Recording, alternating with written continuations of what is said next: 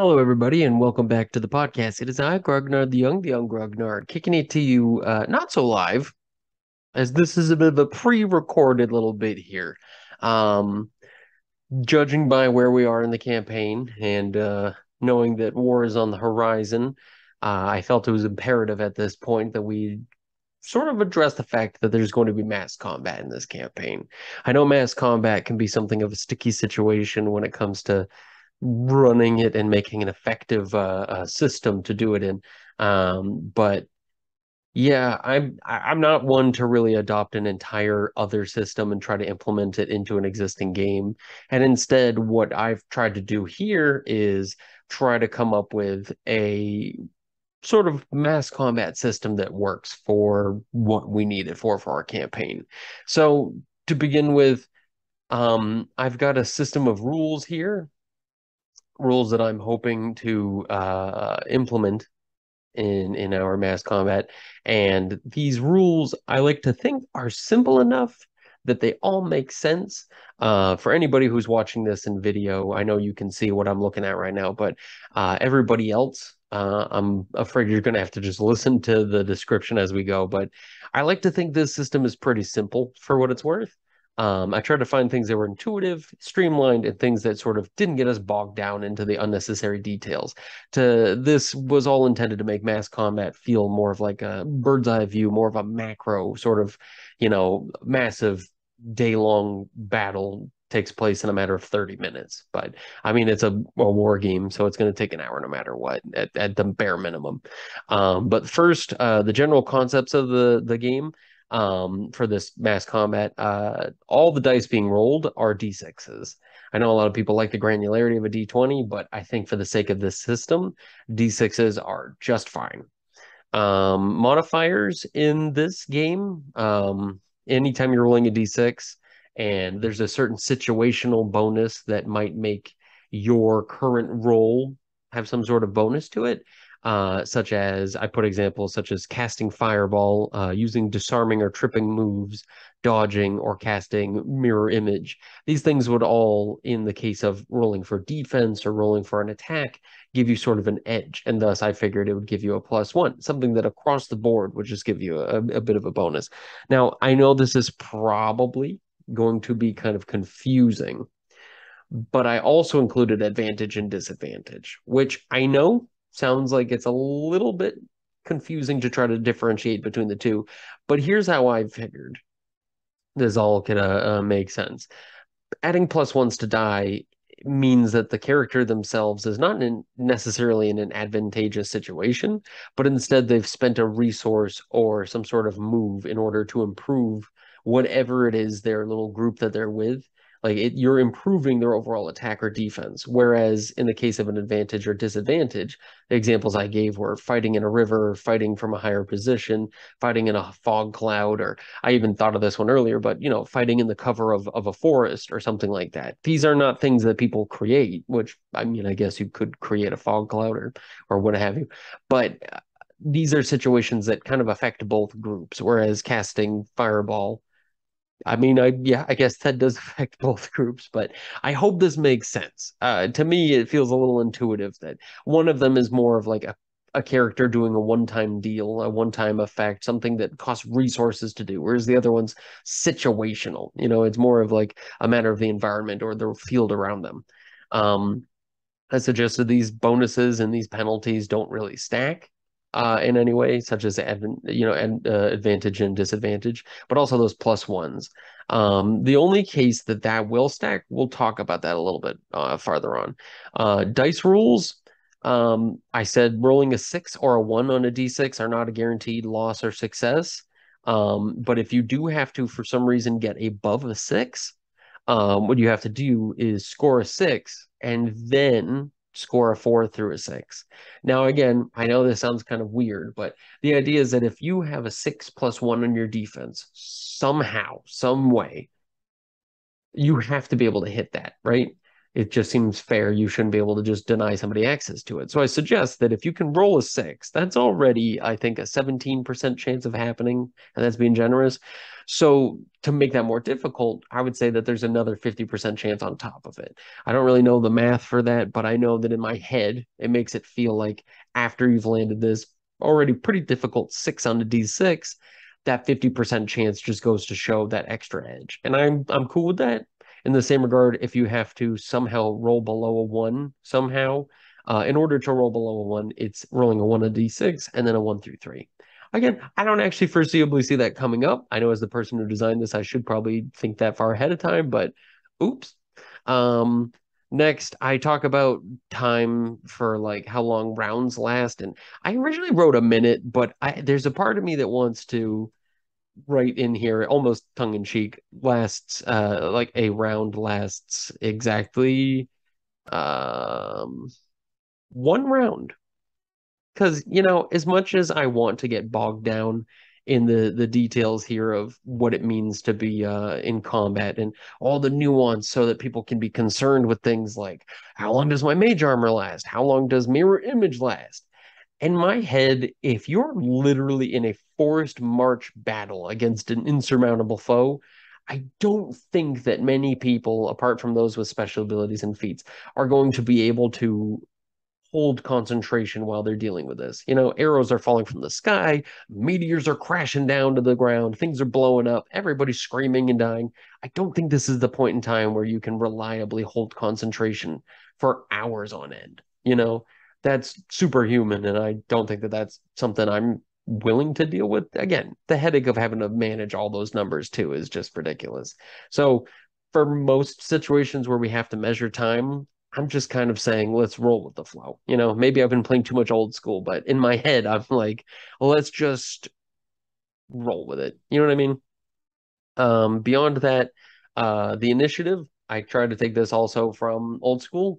Roll a d6 in the beginning, highest roll wins, reroll on ties. As much as I'm okay with the idea of everybody acting at the same time on a tie, I'm much more in the league of let's simplify this, reroll it if it's a tie. Do you talk about the round order? So our round order is going to begin with a morale check. So anybody who might be breaking this turn and running away, we're going to take care of that first and foremost in the round. Next will be the spells. So that way, if you do have a spell that maybe impacts speed or defense or attacks, that can come right before anybody moves or does anything important like that. Next is ranged attacks, and last is melee. Um, yeah, kind of pretty clear cut stuff. Movement in this game, the unit moves at roughly 10 times their initial movement speed as an individual unit or a character or a creature, as it were. So for most characters, if it's, a normal human and they move 30 feet, in this, they're going to be moving about 300 per round. Simple enough to me. Creatures, like things that can fly that are moving like 90 feet in a turn or 120 feet in a turn. I mean, that's just the perk of being a really fast thing that flies and makes for, a good idea of why it's so terrifying dealing with them on the battlefield. Next, we have a forced march.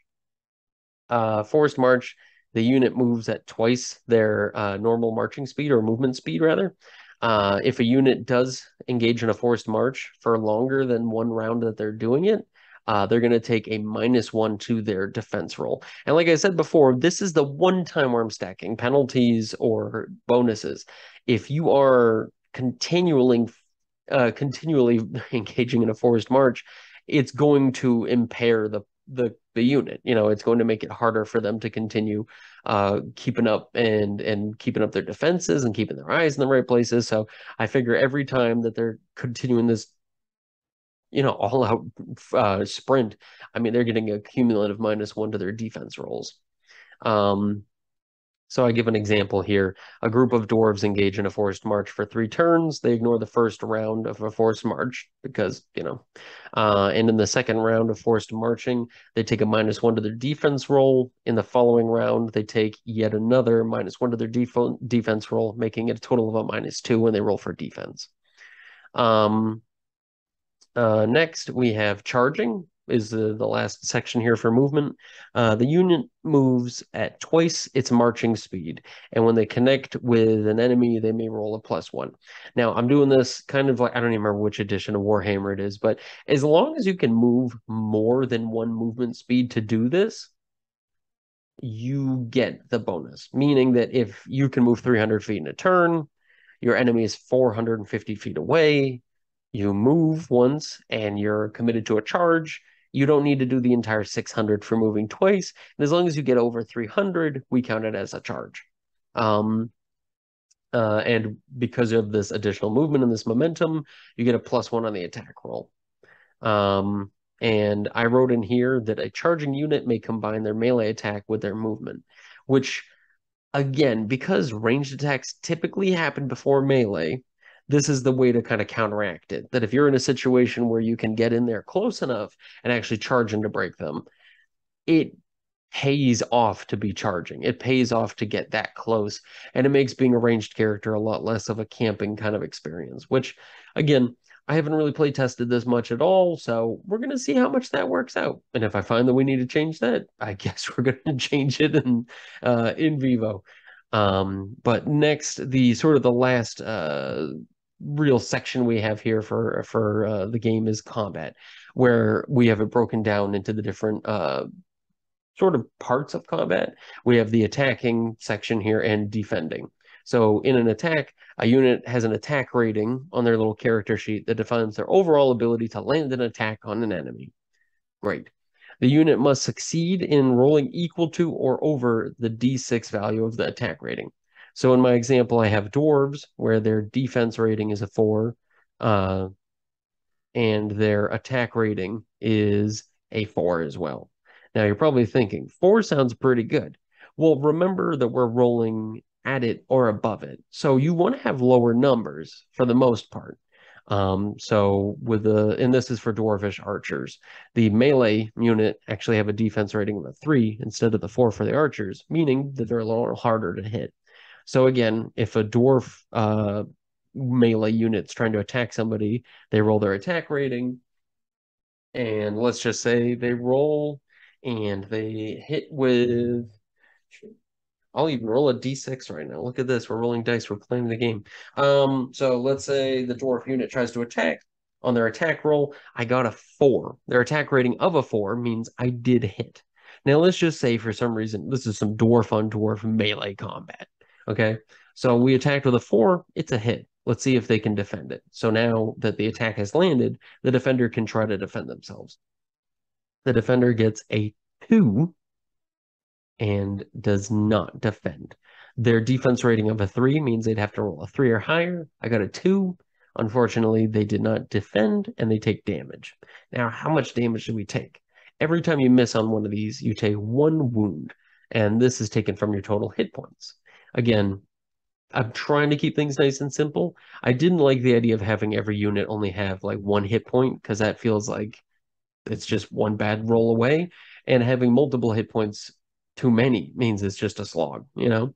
So in the case of these dwarves, they have 3 HP total. Because they lost on this one, they go down to 2 out of their 3 hit points. Fair. So now that we're talking about characters who are engaging in melee combat, in order to engage in melee combat, your character has to be within base-to-base combat, I guess. I know that's a term from tabletop gaming, but essentially, if your characters are on our little mini map here, I'll even pull it up for those who are watching the video portion of this. As long as there's 2 characters who are in base contact, like the 2 that I'm showing right here, just right next to each other on the grid, they're in melee combat. As far as I'm concerned, that's good enough for me.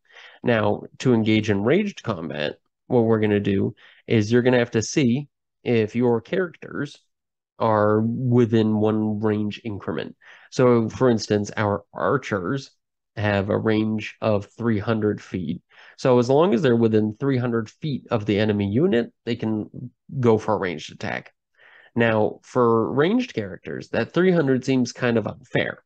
This is why we have a prepared shot ability. If you are a ranged combatant and you choose not to do anything on the turn before your ranged attack, you may double your attack range. So our dwarven unit can actually attack at 600 feet if the first turn they spend it preparing their shot. Again, this might not seem like a very strategic move, but once you start dealing with big ticket items that have big range to them, I mean, you can really hone in on how much this benefits you to sit, be patient, and shoot only once every 2 rounds. Additional things that I included in here, being bloodied. I know, again, a fourth edition term, but being bloodied, I've described as if a unit dropped to half of their full HP or less, they are considered bloodied. Now, again, if I chose in the future to use this rule system, I'm sure bloodied could mean a million different things. But really, for our sake right now, um, bloodied really only impacts matters of morality. Sorry, morale. Yeah, no, not morality. So for rolling for morale to see if a unit breaks and runs in fear, panicked, and runs away, as soon as they become bloodied, they have to roll a morale rating. Or at least roll a morale check to see if they match their morale rating. So again, let's just say our dwarves, who had 3 HP, got knocked down to 2. Maybe they get shot from archers from a different angle. Now they're at 1 HP and they're bloodied. The dwarves are not looking good. They're afraid for their lives. It's time to run. Their morale score is a 4.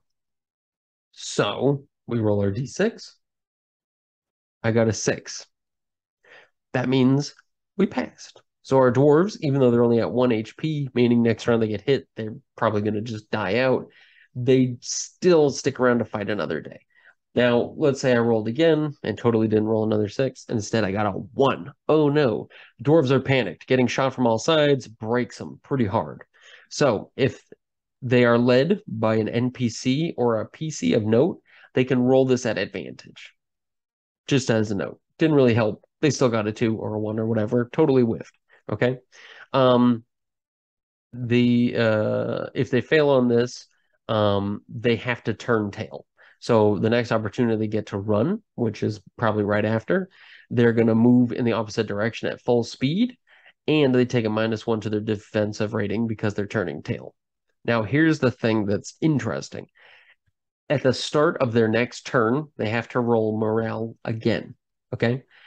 They're already breaking and running for it, but if you fail a second time, they are routed, they are destroyed, they have disbanded, they are no longer a unit.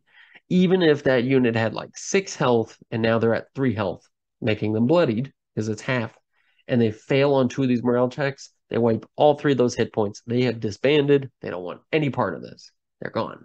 Okay. So another thing that kind of impacts this, like I said before, if they're led by an NPC of note or a PC like one of the characters, or if their unit is adjacent to one of the player characters, they get that advantage. So they get to roll twice, take the higher number in this case to see if they survive the morale check. I guess that's the way to put it. And last, because our group really doesn't have too many like major healing spells that we like to take advantage of, for the healing section of things, I just suggest that healing magic will return a single HP of health to the unit. So, for instance, if Anton or Anton is using a spell of healing or some sort of cure wounds spell or something like that in his group, he can do it once per turn. He can add 1 health point back to the party. And there you go. It's not hugely effective. I see that, I get that, but that's why having units of like other clerics, such as those from Glory Wake, might come in handy because those units are possibly capable of healing. I mean, I would even argue that you'd probably be able to heal adjacent units. So if the dwarves, who had ran away with only 1 HP, ran all the way up to the group from Glory Wake that Anton's in, he can heal them because they're adjacent. I don't see anything wrong with that. The big thing I'm trying to establish here with this game, and this will be the final note before we sort of leave and get to the real episode here, is I want this to be flexible. I want this to feel action-packed and narrative-driven. I want this to be sort of an experience rather than just a little bit of gaming. So if somebody wants to cast a spell in a way that nobody really saw coming, such as I don't know, casting a fireball at the river that the bridge is over in order to create a huge steam cloud. And that steam cloud is going to make it impossible for archers to shoot through without a huge penalty. Fuck it. go for it. I love that. That's what the game's really all about, right? That's one of the big perks for old school, coming up with innovative ways to manipulate how the game functions and saying yes to the coolness, right? So, the way I see it, it's going to be a hell of a ride. So, I wish everybody the best of luck.